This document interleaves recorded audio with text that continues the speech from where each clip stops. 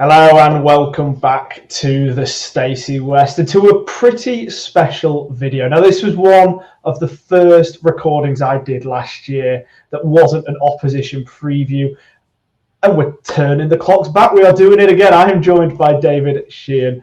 We're going to be talking all about Drogheda United to discuss exactly how our loanee players are doing over there so far this season. David, thank you so much for joining me. No problem at all.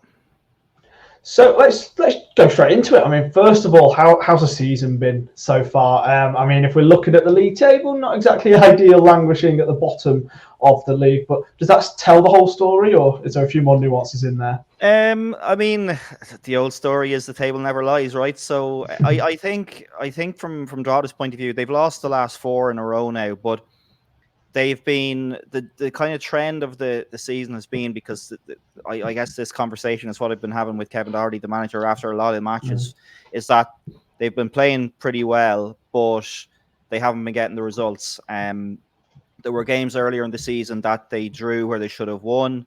There were games that they lost where they should have got draws. And in recent weeks, I mean, if you look at the table, as you mentioned there, if you look at the goals against column, they're way out ahead in terms of the amount of goals they conceded versus other teams in the division. So that's been a huge problem for them.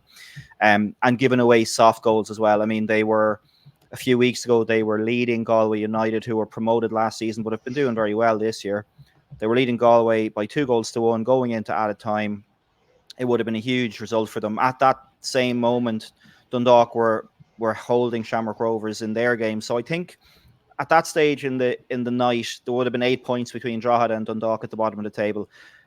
Galway scored 2 goals in the 6 minutes of added time, and Dundalk scored a late winner. So it goes from being potentially out to 8 points to being back to 2 or 3, whatever it would have been. So it swung around that quick, and they've just been getting bad results because they're not able to keep clean sheets. Essentially, I think the 1st of April was the last time they kept a clean sheet. So, you know, they've struggled on that front. And while they haven't really been playing badly, and Monday night just gone, they lost against Sligo by 2-1. Gave away again a couple of cheapish goals. First one was an OG where the ball comes back off the crossbar from a free kick, hits the goalkeeper on the way back out and deflects out to the side. It's fired across the face of the goal and it hits one of the Drogheda guys in the chest and goes in. The second goal, they give away a silly free kick out in the wing. Ball's knocked into the box. It breaks for a Sligo player, 2-0. They got one back at the start of the second half, had a few other chances to get level and couldn't quite pull it off. So while they, you know, have been losing matches, they haven't really been playing that badly for the most part. But they can't keep clean sheets. That's the big problem for them. And as everybody knows, if you're not keeping clean sheets, you're not gonna win games. You're not gonna win too many anyway. And it feels like they're giving away a soft goal, they're going behind, and straight away then you're fighting a losing battle. You're trying to come back from one behind and get a win.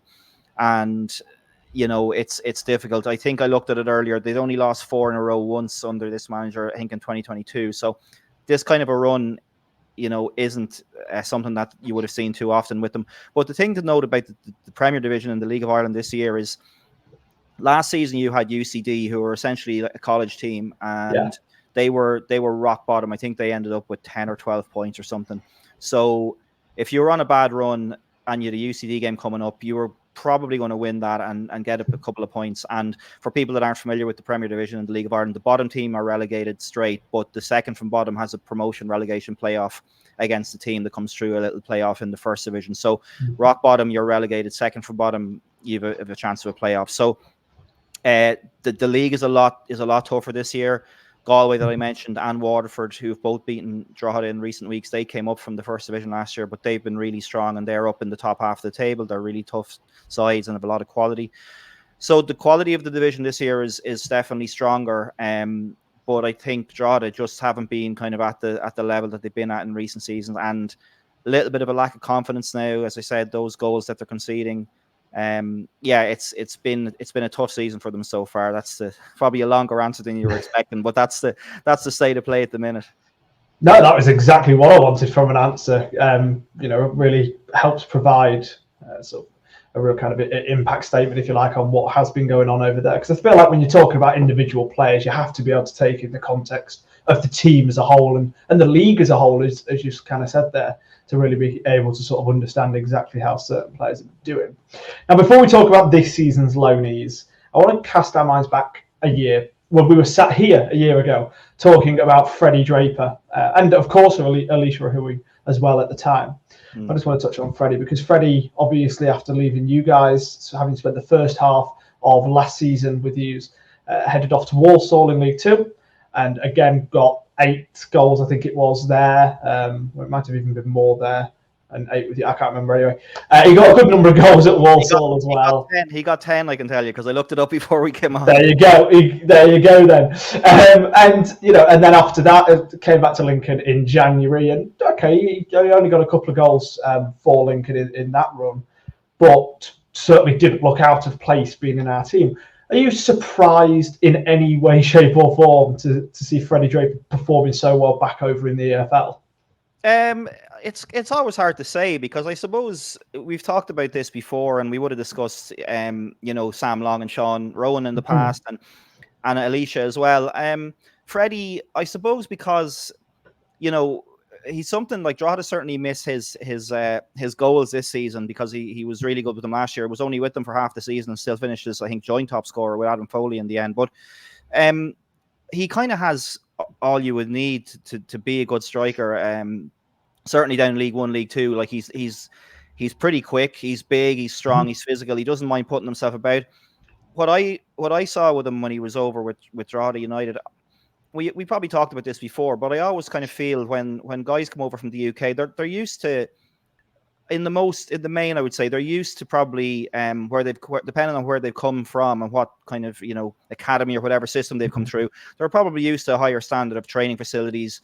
Certainly the grounds in the League of Ireland aren't up to the standard of what you'd have in the UK. So you're always looking to see what kind of an attitude a guy brings when they come over, and if they're willing to kind of put their shoulder to the wheel and get on with it. And Freddie's attitude was really good from the get-go. You know, he as Alicia, as Sam, Sean Rowan, they all were, you know, which is a really important thing. And Freddie's attitude was great. He worked really hard every game. He obviously got the goals, and you know, he put himself about for a guy who was only young. Like he knew how to use his body, and he was coming up against experienced defenders who were well used to dealing with strikers of his size, but he was well able to handle them. So I wasn't that surprised. I mean, I was keeping an eye on him when he went out on loan to Walsall, and I could see that he was scoring, and I wasn't surprised that Lincoln recalled him. Now, obviously, you're going up a level, you're going up a division when you go back to Lincoln, and he got the 2 goals there, but he was playing regularly enough, and I guess it's a lot of it is about goals when you're a striker, but a lot of it is also about, you know, your support play and your ability to bring other players into the game. And that was one thing he was well able to do. He could turn and run in behind, as we saw last year with the goal, particularly against Shamrock Rovers, where he basically was all on his own and he cut in from the right-hand side and buried it in the far corner. But he was also able to hold the ball up and bring players into the game as well. So, you know, he certainly has those qualities. And the fact that Lincoln recalled him from that loan spell at Walsall, I guess, was an indication of, you know, the fact that they wanted him back in there to help them out. So, you know, you can never really predict how lads are going to go, but I wasn't overly surprised because I think I saw enough from Freddie that he had the quality to operate at that level. And I'm sure you and all the Lincoln supporters are hoping he'll be able to go on and because he's still so young, you know, and develop even more. I'm sure Drogheda fans would take him back in a heartbeat for the second half of the season here, but because he was such a popular figure at Drogheda even in that short spell. But no, I wasn't too surprised to see him because he had all those attributes, but as I said, his attitude was A1 as well. So I was delighted to see that he was doing well. Yeah, I mean, look, obviously we all are as Lincoln fans. You know, really kind of pleased to see him. And do you know, a lot of that came from the loan spell with you guys. You know, him having that great attitude is all well and good, but if he's not kind of got the right place to be able to show that and kind of be rewarded for that, then it's pointless. And obviously that's something that you guys have very much been able to give us over the past few seasons now with all of the lads that we've sent over. And hopefully that can be the same for this season. Now we'll pick up on the first loan player. Now this bit of an interesting conversation really, I think, around Hayden Cann, obviously central defender, because from what I can gather, he's still in contract talks with Lincoln over this coming season. And I think in the retained list it was said that there were still discussions going on rather than him sort of being retained or being released. So a bit of an interesting one there. I would assume that therefore that points to the fact that his loan deal is obviously up. In the middle of the season. I'm assuming it's June 30th. Yeah, it'd be June 30th. And just to confirm on that, like I spoke to Kevin Doherty on Monday after the game, and he did confirm that all three loanees would be going back to their parent clubs. Yeah, I very much assumed as much. But let's talk about Hayden Cannon's sort of impact for you guys in the first half of the season. How's he been in central defence? Obviously, I'm aware that goal against Dundalk will probably be sticking out in a lot of fans' minds. Yeah. But overall, how's he been?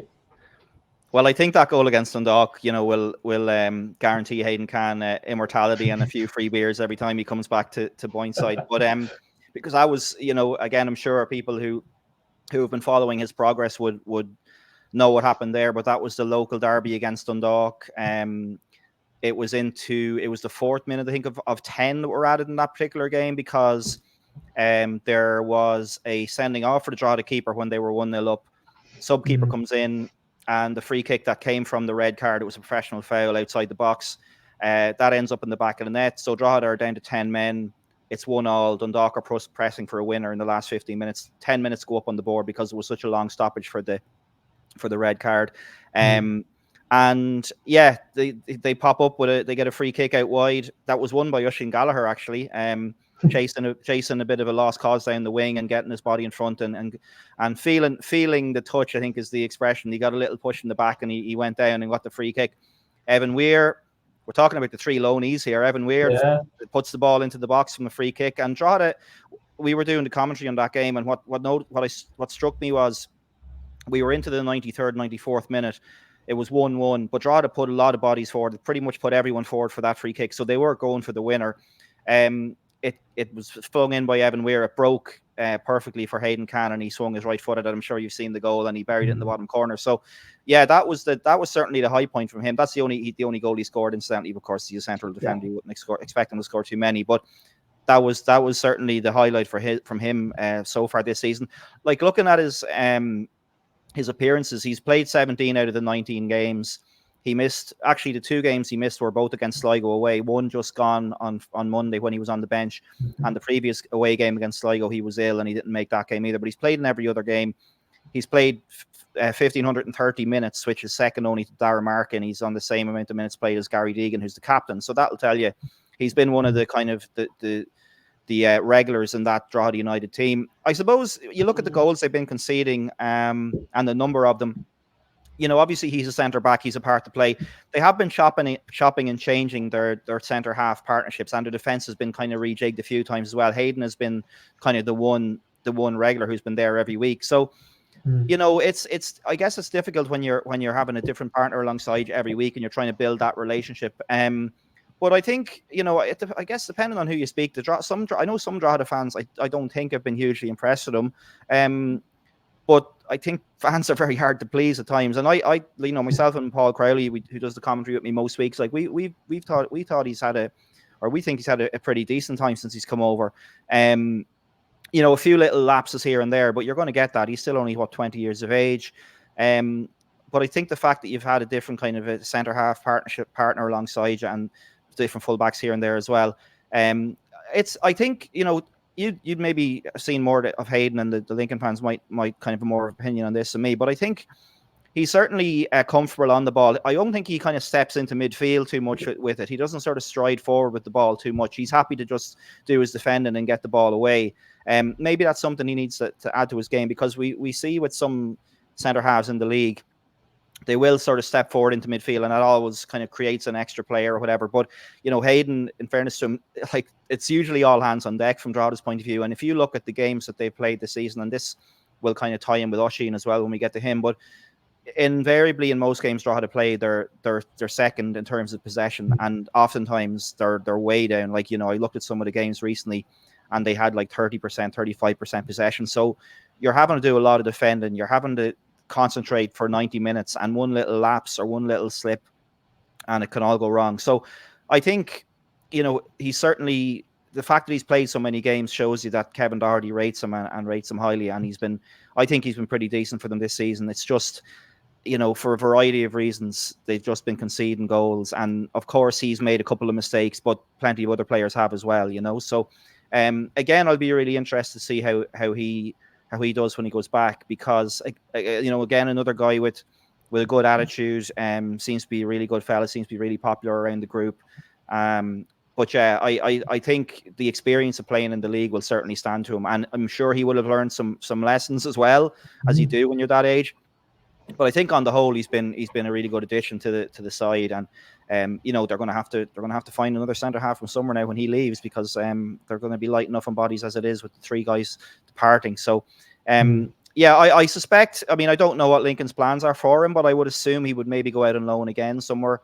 That's been the trend with the players that we talked about earlier that have been over with Drogheda. They've gone back to Lincoln. They've gone out on loan. Okay, Freddie's back, but I would imagine maybe Hayden will go out on loan again, and they'll look to develop, keep his development going. But I think there's a lot of promise there, as you'd expect with somebody of 20 years of age. There's stuff to work on and develop. But again, he's got a lot of the attributes you would need. He's big, he's tall.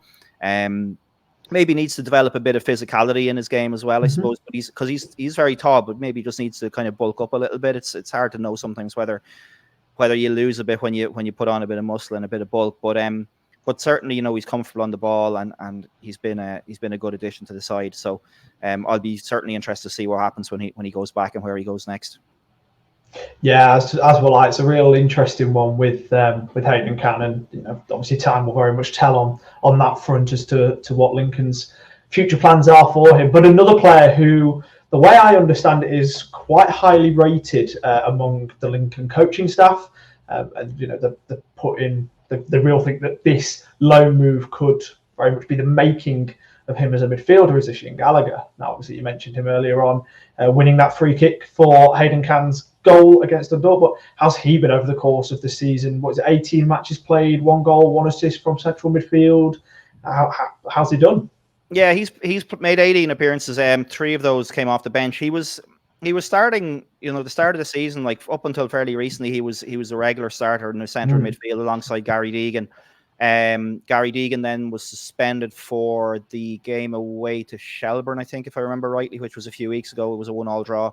Oshin played in centre mid that day, I think, with Ryan Brennan. And then when Gary came back into the side as captain, they dropped Oshin again back down to the bench. So, yeah, it's again, he got a really nice goal against Shelburne at home in the home game, which was a 2-2 draw. Another game that was a late, like I think a 94th minute equaliser for Shelburne in that game when Drogheda should have seen it out. So he got a lovely goal in that game, and it was a cut back from the right wing. He was coming onto it on the edge of the box, and he hit a lovely right-footed shot into the bottom corner. So that's something that maybe we would have liked to have seen more of from him, those kind of late breaks into the box and getting on the end of things. So he hasn't done that a huge amount.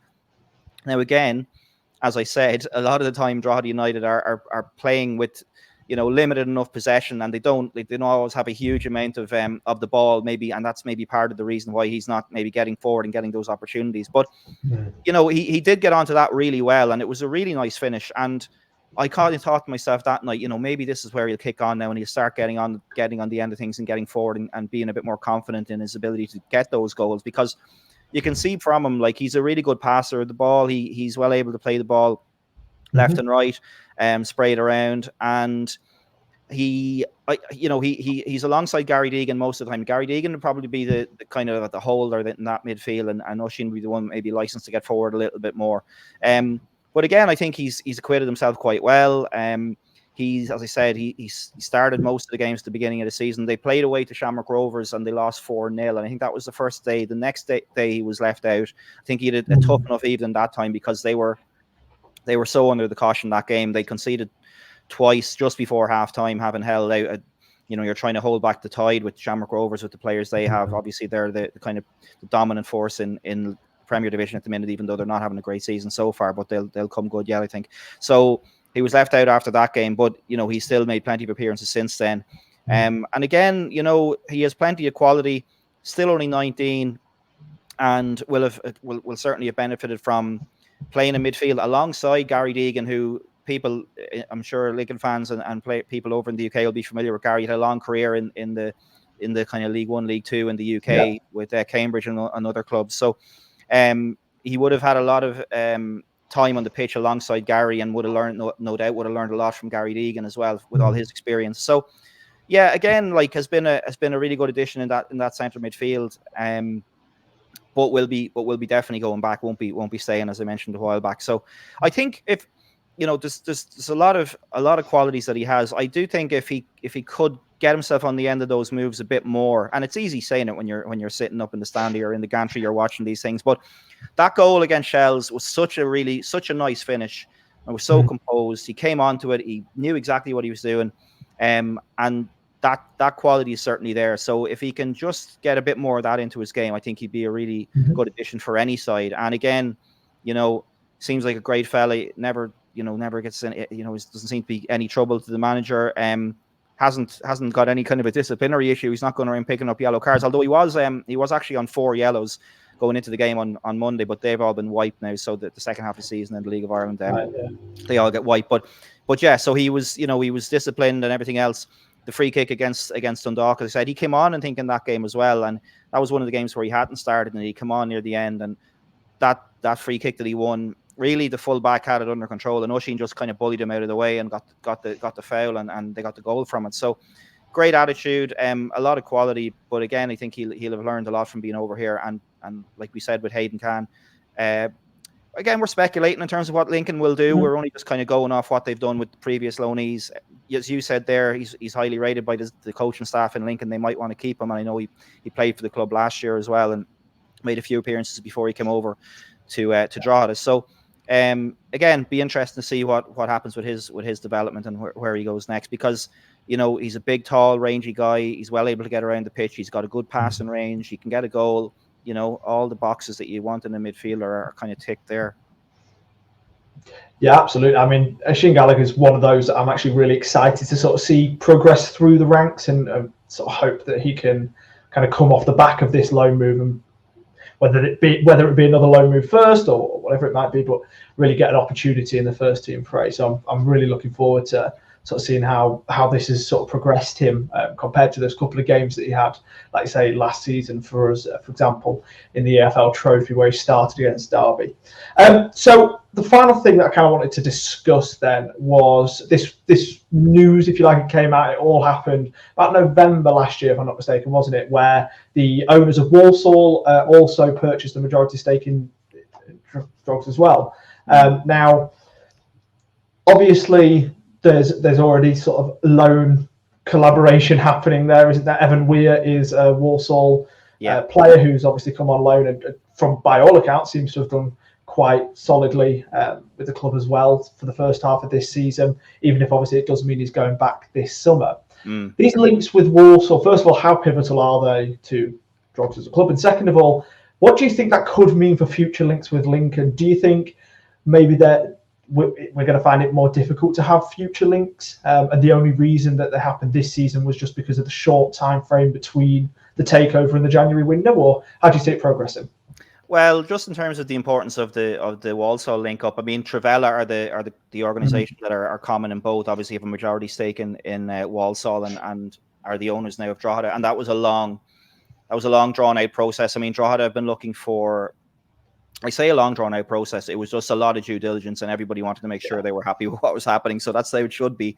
I think, Drogheda United have been crying out for investment for a long time, particularly from the point of view of the stadium, which is very dilapidated. They've done a few kind of patch up jobs this season on it to kind of, make it kind of, a little better than it had been, and they've made a few little improvements. They're putting in a few more seats here and there and that kind of stuff. But the long-term goal for Drogheda is to move to a greenfield site just outside the town and build a new stadium. And that's been, as we've seen with stadiums here, with stadiums in the UK over the years, plans are drawn up. Oftentimes little models are produced, and everyone gets very excited, and then nothing happens with it. So there have been a lot of false dawns in Drogheda over a new stadium. They're looking for government assistance. They recently purchased United Park, which is their home ground. That was owned by the FAI. for many years, the Football Association of Ireland. And a couple of months back, they announced that they had actually bought the stadium outright. So they own the stadium now for the first time in, I think, 35 years or something. So that now gives them the opportunity to try and really press on with a new stadium. So from Drogheda's point of view, before we move on to the Walsall connection, the Trevella involvement is massive because it gives them the potential now to try and get that new stadium off the ground, have facilities that people are happy to come along to. We always see the stories of, the toilets are in awful order, and it doesn't encourage families, or it doesn't encourage women and young girls to go along to a match because it's in such a bad state. So that's a hugely important thing for the club. And obviously as well, most of the clubs in the Premier Division, I think probably all the clubs in the Premier Division now, are full-time. Drogheda are still pretty much part-time with the exception of one or two. Kevin Doherty, the manager, signed a full-time 2-year contract at the beginning of this year.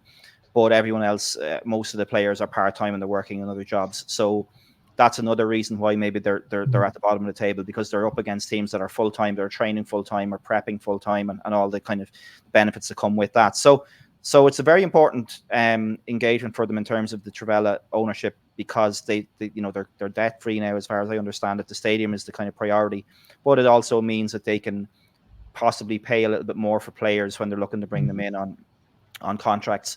And this season, I know they brought the guys a few of the guys that came over. I think they've been able to, or some of the new signings, they've been able to put them up in a house somewhere, and all that kind of stuff gets looked after. So Trevella on that side of things is extremely important for Drogheda. And we saw with Dundalk not that long ago, they were on the brink of going out of business. Like, there's no saying that couldn't have happened to Drogheda, because they were living from kind of hand to mouth every season and just about getting by, and was putting a huge amount of stress on the owners and the chairman that was there at the time. But that takeover has been well received and should be a huge positive for them.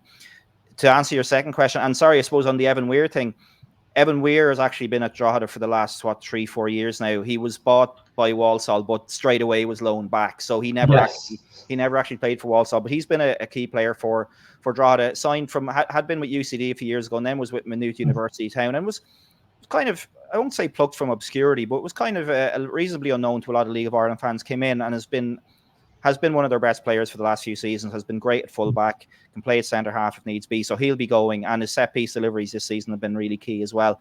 But from the Walsall point of view, I mean, that was one of the questions that came up when the Trevella deal was announced, in terms of the relationship with Lincoln City. And I know Kevin Doherty, I was trying to find the quote earlier, I couldn't just quite find it, but I know Kevin Doherty, I think it was Kevin anyway, but certainly somebody in Drogheda mentioned how the relationship with Lincoln would still carry on, because they have a very good relationship with Lincoln, and that wasn't going to be compromised by the Walsall situation. Now, you might say, well, he would say that, and I suppose where it might become interesting is if there were two similar players available, one from each club, and the manager maybe wanted to bring in the guy from Lincoln, and the owners are saying, well, we think you should bring in the Walsall guy. I'm not suggesting for a second that would happen. But if you're talking about where things might get a little bit complicated, that might be one example where it would. Yeah. But from talking to, or from listening to what they said at the time, that deal, that kind of link up with Lincoln has been really positive for both clubs. And I would imagine that it's in everyone's interest for that to be maintained, because if even as the owners have that link with Walsall, the owners of Drogheda United don't want to see the club go down. So if they've got a player that's an option to come in from Lincoln City or whoever, they're not going to care too much. If the manager thinks he can add value, then that's going to be carried on, I would imagine. So yeah, I don't believe that relationship with Lincoln is in any jeopardy. But as I said, if it's a case of a toss up between a player from each club, then maybe the coin lands on the player from Walsall rather than Lincoln going forward. But we won't know until that actually happens. We do know they have Douglas James Taylor coming in from Walsall on the 1st of July, who's a striker. So that was announced about a month ago. He's coming in on a year-long loan. So that's one player coming in from Walsall. But again, from speaking to Kevin after Monday's game, they're looking to bring in 4 or 5. They're going to lose 3. So you bring in 5, you're still only up 2. So it's not a huge addition in terms of numbers. But I did try and winkle out of him who he might be looking at, but he wasn't going to give me any of that kind of information just yet. It was a little bit early, but yeah, it will be interesting to see who the players come in from. You see, the problem again, for people that aren't super familiar with the League of Ireland, it's a calendar year season, so it starts in February, it runs till November, February, March, runs till October, November. So, and the reason that most of the players who come in on loan go straight back to the UK in the summer is because if, let's say, Hayden Can stayed with Drogheda until the end of the season, then he would go back to Lincoln in November, let's say the 1st of November, whatever, but he wouldn't be able to play until January, until the window opens again. So that's why UK clubs, I'm sure people are familiar with this, but just in case they're not, that's why UK clubs are reluctant to leave players in Ireland for the whole season, because when they come back, they're sitting around kicking their heels for 2 months. They can't go anywhere. They can't be loaned out. So that's the problem. And it works the opposite way as well, is when you're trying to bring in players in the window in the summer from an Irish point of view. And it's opening on the 1st of July, as we said. It's very difficult because you've got a lot of clubs trying to look for quality players. You'll have clubs like Drogheda and Dundalk trying to bring in players to stave off relegation. You'll have clubs like Bohemians, a little bit higher up the table, St. Patrick's Athletic, who recently appointed the former Republic of Ireland manager, Stephen Kenny. They've got money to spend. They're going to be looking to bring players in. It's a very limited, it's a very small market. Because the season here is out of kilter with most other leagues, that causes a problem as well. So you're going to have a lot of clubs scrambling around for very few players, and you're probably, maybe in some cases, you're having to take a punt on someone that you hope might come good, but maybe hasn't shown much in his career so far. That's what you're dealing with. So the summer football calendar here is the subject of much discussion on an almost annual basis in terms of the pros and cons. But that's one area probably where it does hurt clubs a bit, because it becomes more difficult to get guys in when your season is not aligned with others, you know. Absolutely. And it'll be something to seriously watch quite closely, whether that be this summer window, as you say, or potentially more likely the January transfer window, the same as what it has been for the last 3 years now, isn't it, that we've been sending players over. And like I say, so far the hit rate has seemed to be quite good. So hopefully that could be the case again for Sheehan and Hayden, and again in the future if it is a link that is used. Thank you so much for joining me, David. Really, really interesting chat. I love doing these, finding out how our loan lads are getting on, and also just learning a little bit more about the League of Ireland. It's a league that I personally just take a good bit of interest in. So, I really enjoy having these chats. So thank you so much. No problem. Delighted to do it. Thank you. And thank you all for watching, listening, however it is that you're accessing this conversation right now. Until next time, goodbye.